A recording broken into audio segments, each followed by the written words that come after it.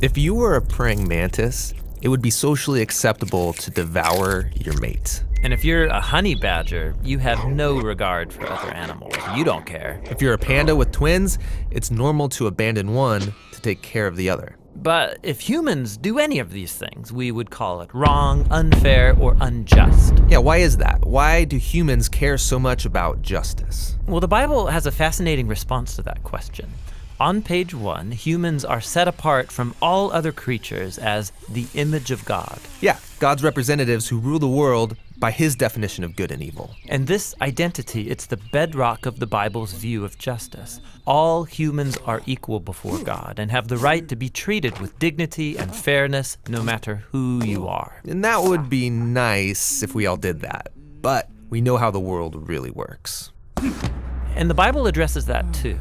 It shows how we are constantly redefining good and evil to our own advantage at the expense of others. Yeah, self-preservation. And the weaker someone is, the easier it is to take advantage of them. And so in the biblical story, we see this happening on a personal level, but also in families, and then in communities, and in whole civilizations that create injustice, especially towards the vulnerable.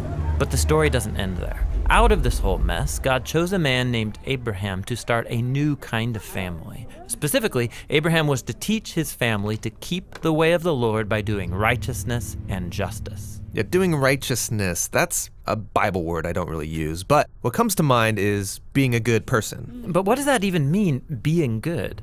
The biblical Hebrew word for righteousness is tzedakah, and it's more specific.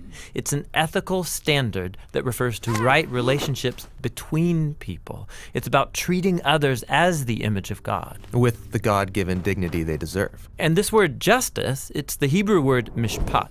It can refer to retributive justice. Like if I steal something, I pay the consequences. Exactly. Yet most often in the Bible, mishpat refers to restorative justice. It means going a step further, actually seeking out vulnerable people who are being taken advantage of and helping them. Yeah, some people call this charity. But mishpat involves way more. It means taking steps to advocate for the vulnerable and changing social structures to prevent injustice. So justice and righteousness are about a radical, selfless way of life. Yeah, and you find this idea all over the Bible. Like here, in the book of Proverbs, what does it mean to bring about just righteousness? Open your mouth for those who can't speak for themselves. And what do these words mean for the prophets, like Jeremiah? Rescue the disadvantaged, and don't tolerate oppression or violence against the immigrant, the orphan, and the widow. And like here, look in the book of Psalms. The Lord God upholds justice for the oppressed, gives food to the hungry, and sets the prisoner free. But he thwarts the way of the wicked. Whoa, he thwarts the wicked? Yeah, in Hebrew, the word wicked is rasha. It means guilty or in the wrong. It refers to someone who mistreats another human, ignoring their dignity as an image of God. So justice and righteousness is a big deal to God. Yes, it's what Abraham's family, the Israelites, were to be all about. They ended up as immigrant slaves being oppressed unjustly in Egypt. And so God confronted Egypt's evil, declaring them to be rasha, guilty of injustice. And so he rescued Israel. But the tragic irony of the Old Testament story is that these redeemed people went on to commit the same acts of injustice against the vulnerable.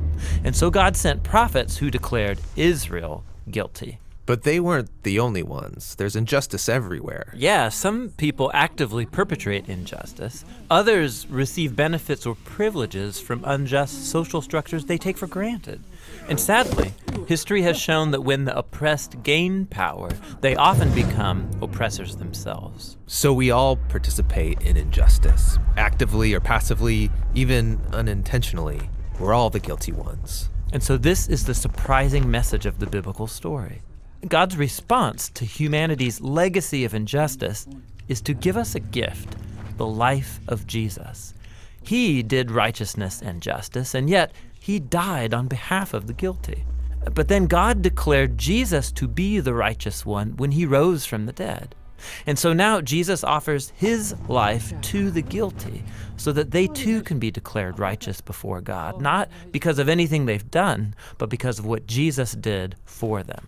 The earliest followers of Jesus experienced this righteousness from God, not just as a new status, but as a power that changed their lives and compelled them to act in surprising new ways. Yeah, if God declared someone righteous when they didn't deserve it, the only reasonable response is to go and seek righteousness and justice for others. This is a radical way of life, and it's not always convenient or easy.